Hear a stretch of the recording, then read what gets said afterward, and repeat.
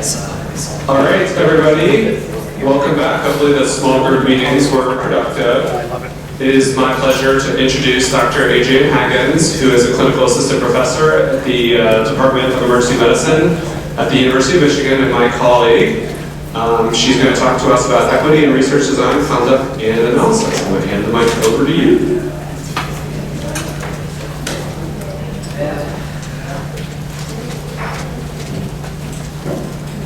Good morning. Thank you. I see people, but nothing. I appreciate this opportunity to speak in front of you guys this morning. I used to present a lecture for this course that was related to minority recruitment. And it's actually kind of refreshing to present this sort of different spin on thinking about minority involvement in clinical trials. So hopefully you get something out of it. I appreciate questions, but hope that they can be pushed more toward the end. I have no disclosures. So I'm going to start with some take-home points, just in case you get lost. So I'll start with what I want you to leave the lecture with. So designing interventions to reduce health inequities will require an appreciation for the manner in which race, ethnicity, sex, and gender contribute to differences in health outcomes. This is going to be critical for developing a better understanding of the modifiable drivers of the disadvantage that contribute to the differences in the health outcomes. And health equity is going to be challenging to achieve. So this is not like a recipe for how this should happen. It's really an overview of the state of the research at this point. However, striving for this is going to be necessary in order to actually achieve any sort of optimal health outcomes for the US population. So one of the challenges with research related to health disparities is health disparities research. Because in order to understand health equity, you have to understand the state of health disparities research. And there's common terms that are used often interchangeably. For example, equality is a concept that ensures that individuals or groups are not discriminated against or not treated differently. However, equality is not the same as equity, and therefore it doesn't produce results, and sometimes unfortunately produce unintended results. Equality, the way that it's sort of looked at, is provides the same solution, which could be access to care or resources, without fully accounting for or addressing other factors that might contribute to the disadvantage. Equity, on the other hand, requires accounting for these drivers that influence the disparities or differences in health outcomes, and then addressing these factors through targeted or tailored interventions to reduce or eliminate disparities. There's an article by Barbara Stanfield, a leader in primary care research, on improving equity in health and a research agenda. She calls attention to the lack of clarity in defining even the term equity. How do you recognize inequity when you see it, is her question that she poses in this article. So she defines at the start of the article what equity in health is, which she defines as the absence of systematic differences in one or more aspects of health status across socially, demographically, or geographically defined populations. She further describes equity in health services, implies that there's no differences in health services where health needs are equal, or that enhanced health services are provided where greater needs are present. Equity research is rooted in health disparities research and the starting point of being able to understand which health needs really require our attention.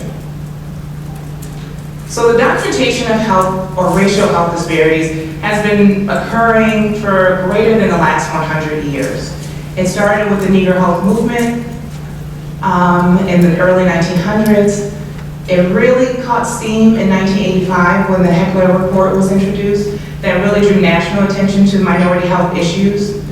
And then in 1993 with the NIH Revitalization Act, this called attention to clinical trials and making sure that there's representation of women and racial minorities in clinical trials, and also emphasize the importance of really reporting outcomes by race, ethnicity, or sex. Also in 2002, the Institute of Medicine introduced the report Unequal Treatment, Confronting Racial and Ethnic Disparities in Healthcare. This was a landmark initiative because it helped us as hopefully physicians and researchers to understand the racial and health disparities, but also to develop a framework to actually address the drivers. So although it's been essential to document the differences in health outcomes, more contemporary federal initiatives such as Healthy People 2020, 2010, 2020, and now upcoming 2030, they really push to help eliminate disparities. For example, with Healthy People 2020, this really broadened the health objectives to include actual elimination of disparities, but also acknowledge the role of social and psychosocial and psychological environments and how they influence health, as well as promoting healthy behaviors. So as you can see, there's the expectation that with each generation of health disparity research that it will build upon the prior. So you first identify the health disparities, you hopefully explain the reasons for the health disparities, and then you provide solutions for eliminating the health disparities. However, there's been challenges with the consistency, comprehensiveness, as well as the rigor of the disparities research, which leads us down a path to make it difficult to really draw conclusions to reduce disparities and actually achieve equity. So, Dr. Starfield also mentioned that there's a need for well-defined variables. When concepts are not adequately developed and component variables not adequately specified, we can expect problems. So within her article, she introduced a conceptual framework for equity and health outcomes, which includes the role of the individual, but also other factors such as political, social, environmental factors.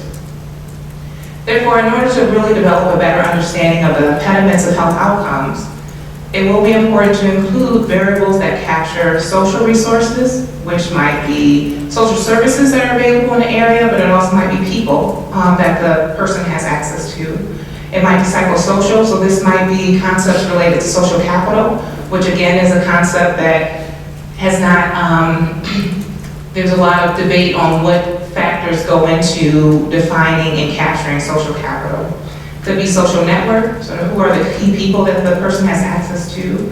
Could be the family dynamics, who makes decisions about healthcare, when to seek healthcare, and what medications to take and when. It could be related to health behaviors, so whether that's diet or lifestyle, and lifestyle could be influenced by environmental influences. Healthcare also is something that should be captured. That could be the availability of healthcare, the accessibility of healthcare, the acceptability of healthcare, which is all different, but also all may negatively influence health outcomes. As well as they mentioned the quality of providers. So research supports that minority patients tend to go to healthcare facilities where, at least the articles that I came across, supports that the quality of the providers might be inferior, as well as therefore the quality of care. So in addition to health variables, these are other variables that potentially might need to be captured depending on which health outcome you're exploring.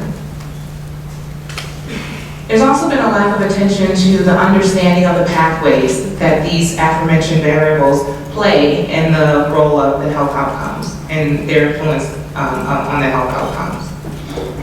So in a similar vein, there's author Thomas and colleagues that noted that race is often treated in this way, where it's treated superficially either as a demographic variable or a proxy for culture, but rarely understood in its more complex linkage to racism and structural determinants of health. Other authors contend that although noting racial differences in healthcare has been and is essential to bring attention to the magnitude of the issue, if research continues to fail to provide insight into the potential factors that are associated with race and which also may be influence the outcomes seen, this could continue to propagate assumptions that the racial health disparities that we see are inevitable or biological. So we've known since the 1970s that it's not biological, whether you you agree with that or not. But at least when they did genetic analysis trying to see whether there were true differences or significant differences, genetic differences between the racial groups, they failed to find any. However, that doesn't stop some scientists from continuing to believe and pursue research that says that there is. So this is an article from just earlier this year in January that highlights the father of DNA, Dr. James Watson's controversial views on race after he was stripped of his honors due to his persistence in saying that genetic differences really explain why whites and blacks have different IQs, rather than the consideration that it could be lack of education or inferior educational opportunities. So without paying attention to the implications of race or sex or gender on social context, environment, health, and well-being, the research solutions that are derived will continue to be insufficient and incomplete. So the historical legacy of slavery in the U.S. has shaped the race-based classification structures that we see today. And despite the passage of time, they continue to endure and are present in this country's history and present day.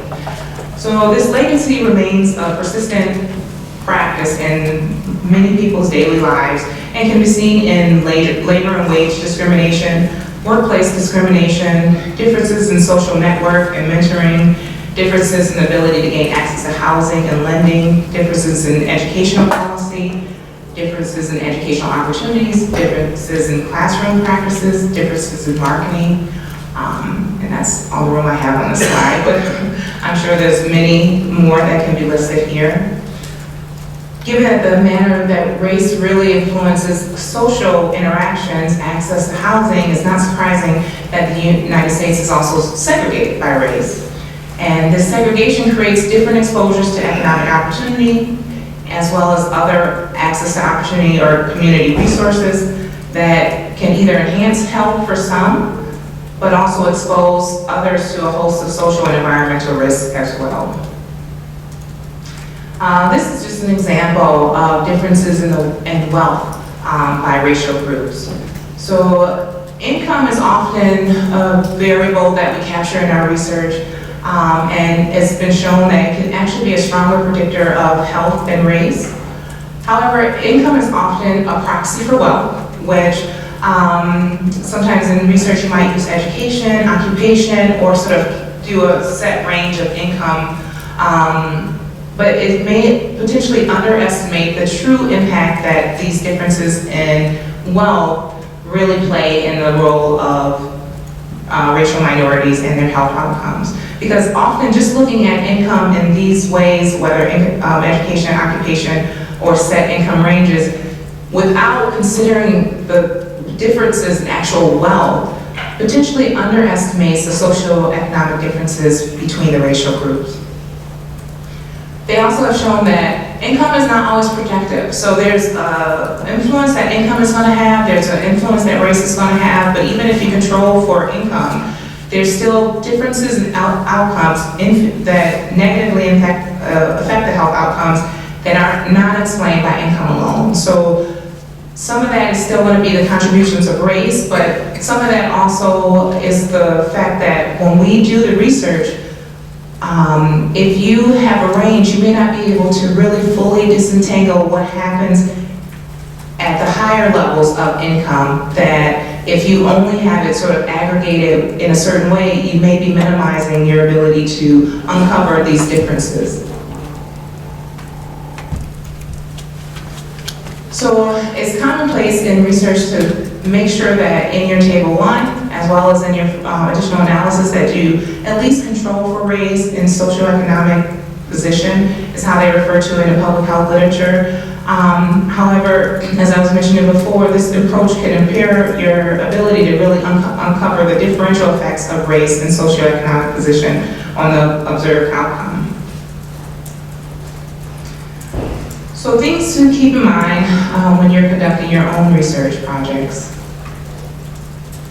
So the authors in this particular paper highlight the importance of considering how the effects of race and racism and how they influence the individual as well as available resources within the community.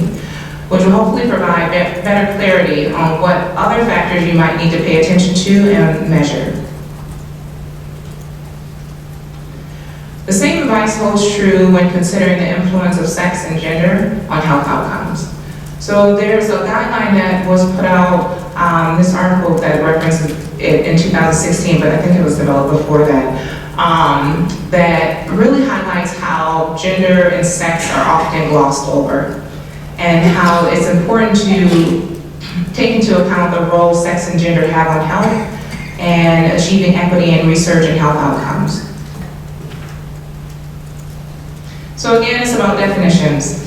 The authors start by defining that sex is based on the biological and physiological attributes related to the chromosomes, the gene expression, hormones, and reproductive and sexual anatomy. And this is either categorized as male or female.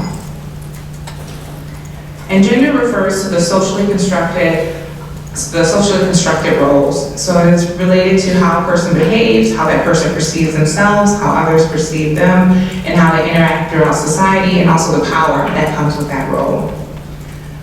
It's not considered binary, but whether it's viewed as a spectrum of identities and expression.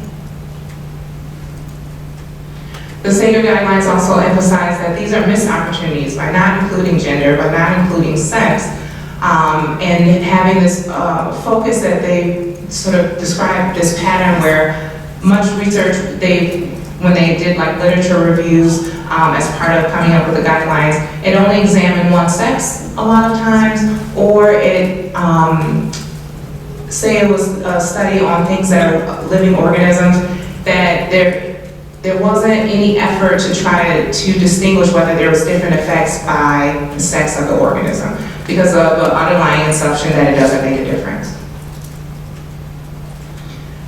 And then they highlight how this could cause potential harm. So they discussed how there were 10 prescriptions that were taken off of the market due to concerns that there were greater adverse risks posed to women than men that were discovered clearly after the market. They also highlighted this example of Ambien in 2013, that the dose was reduced by half because of concern that women were at increased risk of harm at the dose that was initially recommended, although some authors debate whether that was a real risk or not.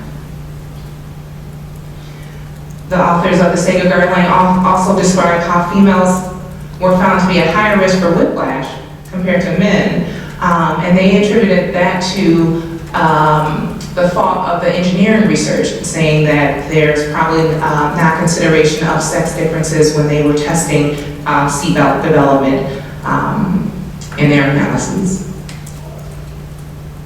And then I'm not sure if anyone has come across this study.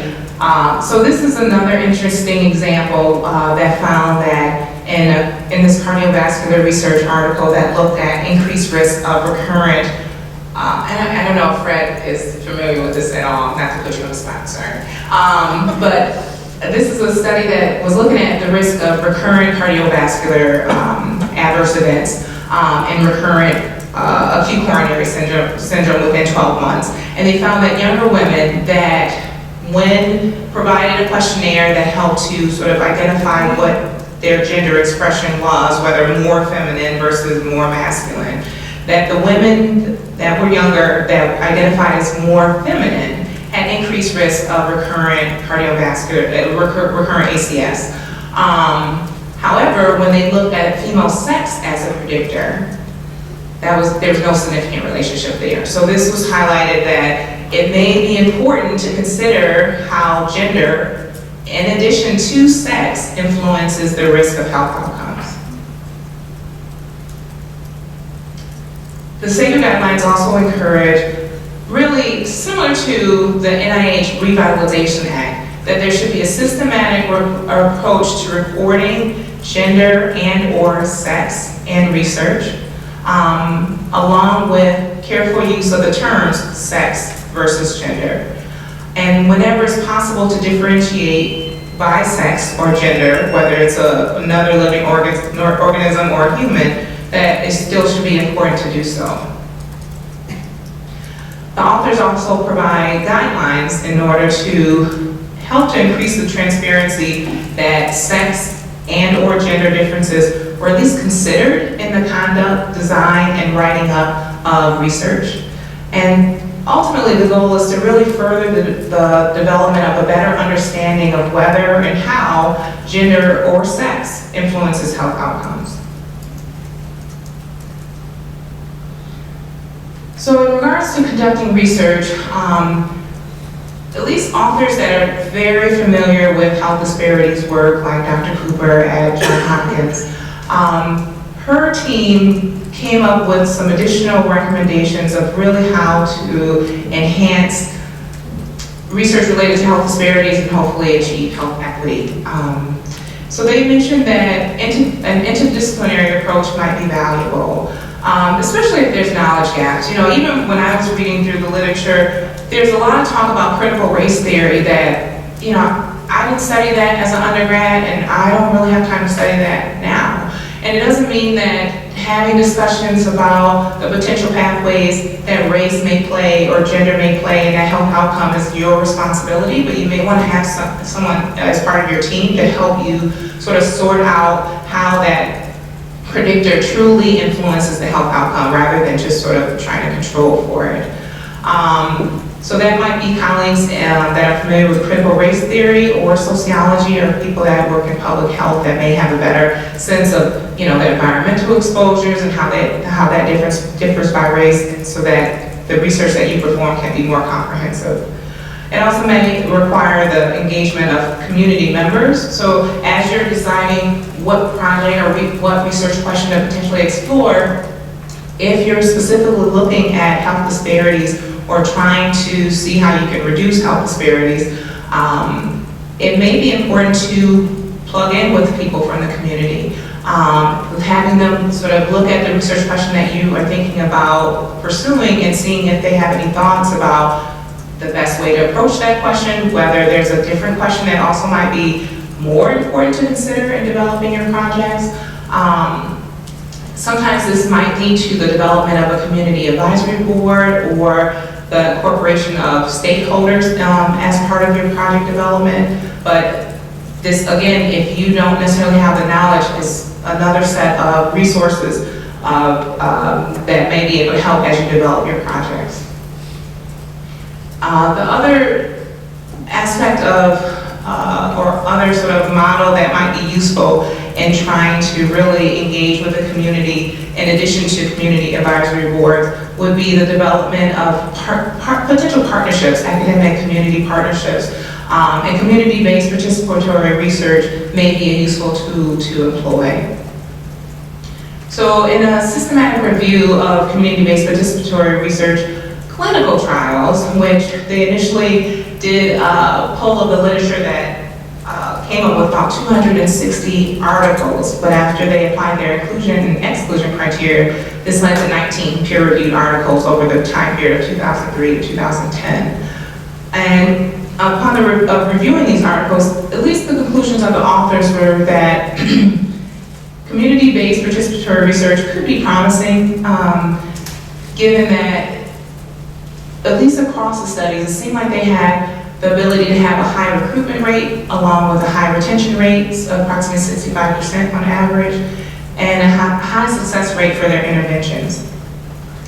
Although 17 of the 19 articles actually included race data, the rest of the articles seem to target minority populations, and so the sort of preliminary conclusion is that this might be a successful approach if you're targeting minority populations. The other aspect of community-based participatory research is that this research is actually done in the community. So you're partnering with members or providers that work in the community, which one can give insight into how to engage with the population, how to maintain that engagement over the course of the trial, but it also might improve the acceptability of the research for that potential participant in the trial, and it also is taking place in their local community. There's some research to support that there is a preference among minority communities or minority populations to get their care within their local area rather than the academic institution, and so potentially not only developing your project with the community helps with the generalizability, but it also might help with acceptability. So in regards to design, representation clearly is going to be important, making sure that you have the numbers to actually test what you think you want to test. And sometimes in order to gain those numbers, it's going to require some additional outreach. So it might require some intensive recruitment as well as outreach efforts, although the data related to intensive recruitment and outreach efforts also is mixed. It also might require the involvement of community input or stakeholders, as I mentioned before. Sometimes it might require the addition of mixed methods. So, in addition to the quantitative results that you might get, you may also want to consider how to complement that quantitative result and provide additional context by having some qualitative work as well, whether a focus group or interviews may help to really explain the differences that you might find. As I mentioned before, location is important. So keeping the study in the community with providers that they're familiar with might help in the success of your trial, the acceptability of the population that you're attempting to target. As well as other things to consider is the sustainability of the project. So, there's a long history of academic institutions going into the community, conducting their research and moving on. At least with community-based participatory research, and not saying all of these apply to community-based participatory research, but one of the other values of community-based participatory research is that often the community is involved in the design, the development of the project, the dissemination of the information, the interpretation of the information, and then because the project is done within the community, this potentially provides some social capital for those providers that were involved in the project, so that if it's possible to keep that project going, they at least have the skill set to do it.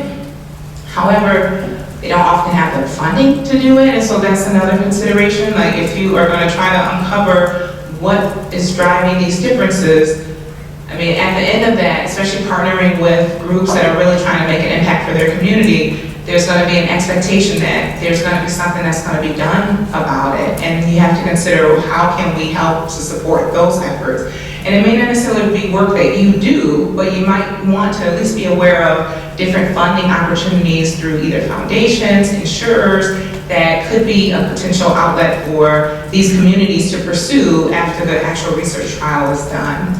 And sometimes that also might include taking into account what were the process measures that made this project or intervention successful. How much did it cost? How many meetings did it take? What food did you provide? Not even necessarily what food, but like if you provided food, what was the cost of that? What was the timeline of finally coming up with a research question? All of those things are important when you're thinking about how could someone else implement this? How could we scale this up? You have to take into account and document what those additional opportunity costs were and financial costs were. So I mentioned before, there's limitations in how you use race in your research project. So you can either use it as something to account for in your table 1, or you can really think about how does race predict X outcome, through what pathway, through what additional variables. Same is true for socioeconomic status or position, depending on which, and then thinking about what are the limitations if I just use income, if I just use these limited income categories, am I really getting the full sort of context of the differences in the financial concerns or financial resources that this minority patient has compared to their white counterpart. And then, making sure that you consider whether to explore whether there's sex or gender differences. Sometimes that requires just some additional consideration as you develop your project, or additional analysis after you conduct your project. And also it requires additional efforts to include variables that can help explain the actual outcome. And ideally variables that can be levers later on that can be modified in order to actually address that disadvantage. Sometimes because you're looking at the individual within this broader context or system or community, it also might require more sophisticated methodology to be used, such as multi-level modeling. And then at least the authors of this paper, they also provide the recommendation that it also requires an openness of the investigator themselves to be self-reflective, to be self-critical as well, thinking about your own personal biases that you might bring to the table, your own personal prejudice. I'm not going to be able to say that. And in medical research, they often call this cultural humility. They basically state that you have to be flexible as you are pursuing this area of research, just because you have to admit when you're ignorant of like why this is happening, and it might require actually seeking out additional information from people that aren't in the medical field. So, you know, that might feel foreign as a physician or a PhD to say, I don't actually know the answer, and I have to go to someone that has no training to help me explain why I'm seeing the patterns that I see. So, you know, that does require a lot of humility to be able to do that, but hopefully on the other end, it helps you to get better data and better explanations moving forward. So you have to be comfortable with this uncomfortable process of self-discovery, especially when it comes to race, you know, and especially when it comes to gender. You know, I'm not on a political soapbox here, but, you know, even with the recent Me Too movement, sort of bringing front and center sort of different experiences of women, and sort of highlighting that there's issues that, although it's not being talked about, they still exist. So same is very true for race, and same is very true for sex and gender. So I'm almost done. So if there's additional questions, hopefully there's time. But I just want to wrap up by noting when I was on the flight here, I was looking in the Delta magazine, and there was, of course, all this information about the commemoration of the landing on the moon. And so the article started off by talking about how JFK set this goal of, I want to land on the moon, I want an American on the moon. And within 8 years, this happened, which is really amazing, sort of when you're thinking about the time period of, you know, reading sci-fi books or listening on the radio. I'm sure I'm thinking about my father, you know, listening on the radio about someone ending up on the moon, and the fact that they were able to accomplish that in less than a decade. And then I sort of think about health disparities and health equity, and the fact that we've been looking at health disparities for over 100 years, documenting that there's a difference in outcomes, health outcomes between racial minorities and non-minorities. And the fact that the health equity sort of hitting this target still remains to be seen. And I acknowledge that it's not the same as landing on the moon, but it probably felt that way, you know, in the 1960s of like, is this possible? Is this ever going to be accomplished? And also to acknowledge that there was a lot of money and expertise that was invested in that effort to get these men on the moon. I also have to say that health disparities research, if you haven't garnered at this point, is complicated. So I can't just say, you know, even me identifying as an African-American woman, my experience as an African-American woman living in Ann Arbor with a physician's salary is different than an African-American woman living in Detroit, even with a physician's salary. You know, there's different environmental exposures that, you know, you just have to, as a researcher, be more cautious about how we look at race and how we consider the influence of race on the health outcomes that we are attempting to sort of make gains on. So I think that the challenge with health equity research is that it is messy. And as scientists, you want it to be a clean experimental design in order to really make sure that the outcome or the intervention that you introduce really has validity to say that it affected that outcome. And I don't know if that's going to be satisfying to many when they explore health equity or health disparities research. There's ambiguity in the definitions. There's ambiguity in the constructs or variables that are available to use. And I think with health equity research, you have to consider that there's ambiguity at this point in the US of even what justice looks like. So, you know, I think sort of what this target looks like, how to reach this target will be challenging. But hopefully, through the summary of the research at this point, you understand that there's clearly room. There's clearly room for interested investigators to explore how these pathways work, what is that influence of race, gender, or sex, how does that affect health, and hopefully build on the existing research that exists. Thank you.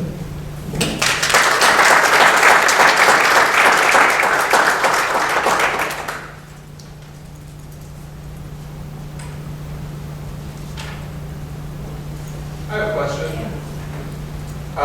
I was listening to NPR on the way to the airport yesterday, and it was sort of incredible, but there wasn't a lot of commentary on it, but the Fiat Chrysler was looking to get a pollution permit, which sounds like just kind of a weird thing, right? Like, that's like pollute more, for Detroit. Like for a plant that they want to expand in Detroit, and that they were going to be able to use offsets that they would pollute less in Warren than they would in Detroit in order to sort of expand this plant. And it seemed, it was just on the news yesterday, but I guess it just seems kind of outrageous, right? Like a neighborhood that's already been polluted in will pollute more, but will pollute a little less on the road. As a physician and a researcher, sometimes these larger policy things that occur like this, like that I live in a state that would say, sure, if you pollute a little less in Warren, you can pollute a little more in Detroit, which in 2019 seems ridiculous, at least put that way. How much, what are our best ways to sort of, deal with that sort of helplessness, or if we look at residential segregation in the United States, it seems hopeless. How do we reconcile the sort of hopelessness as to what our world looks like, and even what the structure is, with how helping to work to improve outcomes when there's so many things that are like major structural things that would be hard for us to change? So, the little bit that I understand about critical race theory is the power of leveraging how to improve the health in a way that favors the minority population, but often it has to be framed within a lens that the dominant population also benefits. And so sometimes, for better or for worse, that type of framing has to be used in a way to create that change. For example, and this is, it doesn't officially answer your question, but it's sort of some of the commentary that, at least within my community of African American folk, is the discussion that you might hear related to the opioid crisis. That, this is not a new crisis, but until the impact was seen in the non-minority community, there was no efforts to really, no meaningful, no sustaining efforts to really curb this issue before the last several years.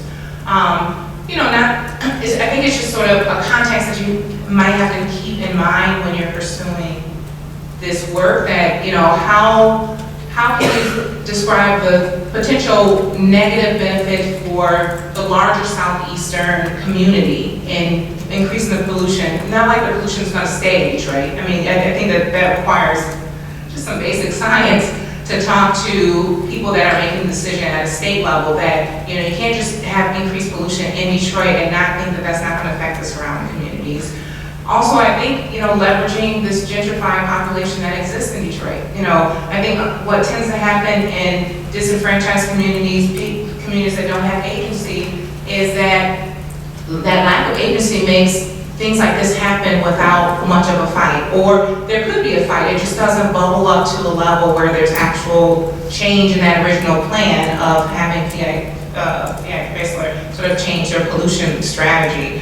And so, some of that is sort of getting that persistent voice and the people that are connected to be at that table in order to try to change those pathways, just because of the historical legacy within these communities. Even knowing that that doesn't make sense doesn't mean that that's still not what's going to happen. So, you know, I think, you know, there's not a real straightforward answer because some of these things are just political, you know, and I mentioned toward the end, some of it is what does justice look like? You know, is it that this company is able to have a profit, or is it that this community is protected?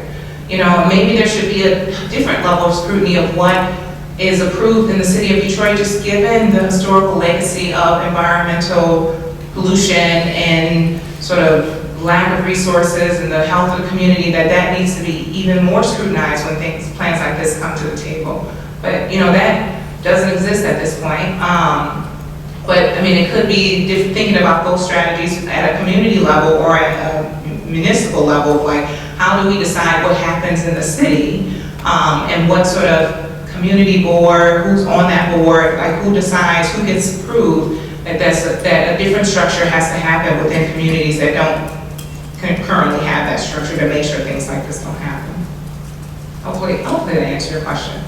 It makes sense in my head. Yeah, thank you. So you're up against lunch. Okay. So does anybody else have any questions? And if not, certainly talk to Adrianne afterwards. I really want to thank you for this great presentation.